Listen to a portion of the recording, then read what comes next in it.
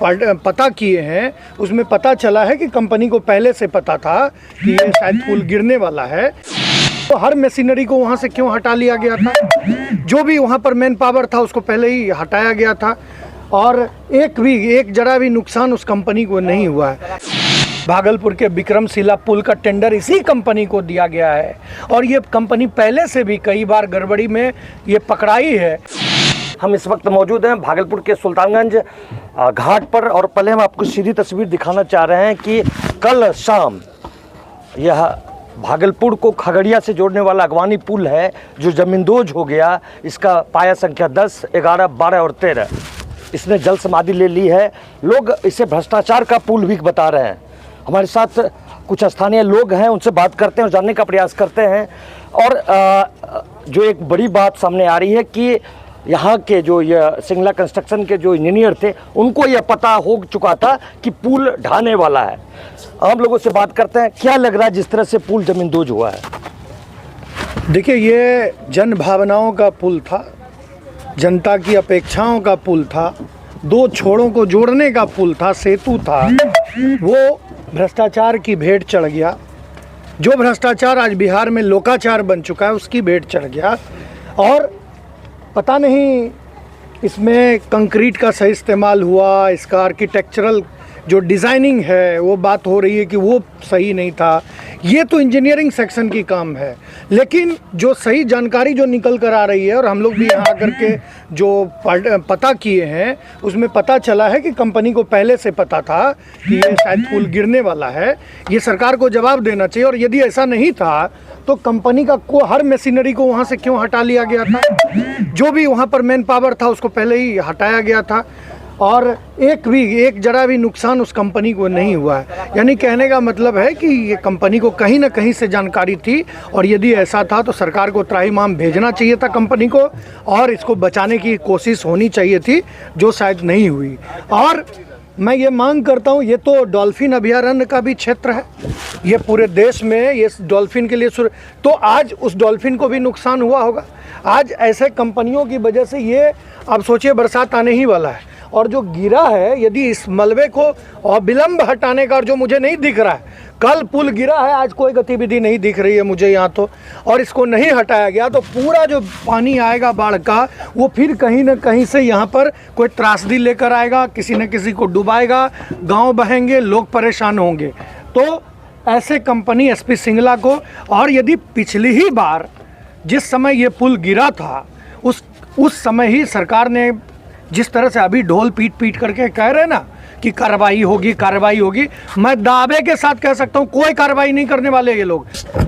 उनसे मांगा है अपने अधिकारियों से, कहाँ है वो रिपोर्ट, वो सार्वजनिक करना चाहिए।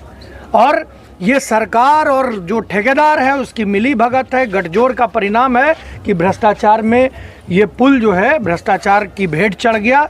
और ये यहाँ पर जो विकास आता, जो तरक्की आती इस क्षेत्र में, इलाके में, वो फिर पता नहीं, ये 2014 से शुरू हुआ, आज 23 हो गया, लगभग 10 वर्षों में ये पुल बना था, वो गिर गया। अब फिर आगे 10 साल लोगों को शायद इंतज़ार करना पड़े, पता नहीं कब बनेगा नहीं बनेगा। और मैं तो ये भी मांग करता हूँ कि ये जो पाए खड़े हैं, ये तो संयोग था कि अभी पुल चालू नहीं होता। यदि ये पुल चालू हो गया होता तो क्या स्थिति होती, कितने लोग काल के गाल में समाये होते।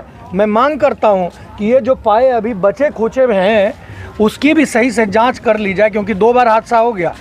और नहीं तो पता नहीं कि जो यदि उसी पर होगा, इस पूरे पुल को गिराकर फिर से एक टाइम फ्रेम में इसको देना चाहिए, टारगेट देना चाहिए कि आप बनाओ। और सरकार की मंशा मैं स्पष्ट करता हूं जनता को आपके माध्यम से कि यदि पिछली बार से सरकार ने सबक लिया होता तो अभी 1 महीने पहले भागलपुर के विक्रमशिला पुल का टेंडर इसी कंपनी को दिया गया है और ये कंपनी पहले से भी कई बार गड़बड़ी में ये पकड़ाई है, फिर भी इसको पुरस्कृत किया जा रहा है। तो इसके लिए कौन जिम्मेदार है? कहीं ना कहीं से सरकार के भीतर ऐसे लोगों की पैठ है जो जन भावनाओं के साथ खिलवाड़ करती है, जनता की उम्मीदों को तोड़ती है, जनता के भरोसे रूपी इस पुल को गिराने का काम ये भ्रष्टाचारी लोग करते हैं। सख्त कार्रवाई की हम लोग मांग करते हैं। भाजपा नेता डॉक्टर मृणाल शेखर थे जिन्होंने सख्त कार्रवाई की मांग की है और भ्रष्टाचार जो इस पुल निर्माण में हुआ है उस पर भी कार्रवाई की बात करते दिख रहे हैं। अजीत जी, आप यहाँ का स्थानीय हैं, क्या लग रहा है कि जिस तरह से यह हादसा हुआ है, यदि आवागमन चालू रहता तो कितना बड़ा हादसा हो सकता था? तो नो डाउट बहुत बड़ा हादसा हो सकता था, और अभी भी ये बहुत बड़ा हादसा है। हम मानवीय क्षति के नज़रिए से ना देखें, लेकिन जैव अभयारण्य के नज़रिए से देखें, प्रकृति के नज़रिए से देखें, तो आधा गंगा का मार्ग अवरुद्ध कर दिया गया, और ये वास्तव में बहुत बड़ी क्षति है। डॉल्फिन अभयारण्य क्षेत्र है, डॉल्फिन अभयारण्य क्षेत्र है और राष्ट्रीय जलमार्ग का ये क्षेत्र है। क्या लग रहा है जिस तरह से डॉल्फिन अभयारण्य क्षेत्र को हानि पहुंची है, क्या डॉल्फिन को भी हानि पहुंची होगी? अब क्या कहा जा सकता है, ये तो जांच का विषय है, जांच करवाई जानी चाहिए कि क्या इस पुल के हादसे में कितनी डॉल्फिनें क्षति, डॉल्फिन के जान की क्या, जान माल का क्या नुकसान हुआ, इसकी भी जांच होनी चाहिए। जो गंगा नदी का प्रवाह रुका, इसका क्या प्रभाव पड़ेगा, इसका भी आकलन होना चाहिए। ना सिर्फ आर्थिक क्षति का आकलन होना चाहिए, बल्कि पर्यावरणीय क्षति का आकलन होना चाहिए। गंगा 5 राज्यों में बहने वाली नदी है, पूरे उत्तर भारत की जीवन धारा है यह गंगा। उसकी आधी धारा रुक गई है यहाँ पर सुल्तानगंज में। हमें हमारी सरकार, राज्य सरकार और केंद्र सरकार दोनों से यह मांग होगी कि आप इस विषय को गंभीरता से लीजिए कि अगर गंगा सूख जाती है तो इसका क्या असर पड़ेगा। बरसात आने वाली है, जैसा कि हमारे बड़े भाई ने कहा कि बरसात आने वाली है, तो जो मलबे हैं इसका नुकसान इसमें जो डॉल्फिन है उस पर भी पड़ेगा। तो इस तरह से जो स्थानीय लोग हैं, जो भाजपा नेता हैं, उन्होंने साफ तौर पर इसे भ्रष्टाचार रूपी पुल बताया है। तो हम कह सकते हैं पानी में पुल और सियासत फूल। अपने सहयोगी कैमरा पर्सन सुबोध के साथ कुणाल शेखर।